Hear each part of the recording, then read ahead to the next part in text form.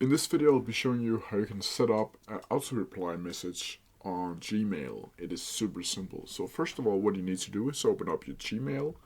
Then you need to go up to settings up here. Then you need to tap in the quick settings and see all settings up here.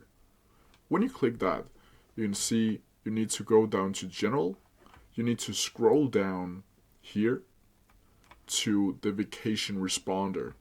Now, if you click vacation responder on, then you have the opportunity to have the first day as the vacation responder, and you can also select the last day, so it automatically turns off.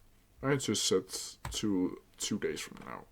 Then you can click on the subject, and just click something, and then the plain text, just something again, and then you can click off only send a response to people in my contact. If this is turned on, only people in your Gmail contacts will get this message. But if anyone else emails you, they will get this if this is ticked off. Then you can just click Save Changes, and then you have it. If you have any questions about it, please leave them down in the comment section below, and I'll try my best to answer them as quickly as possible. See ya!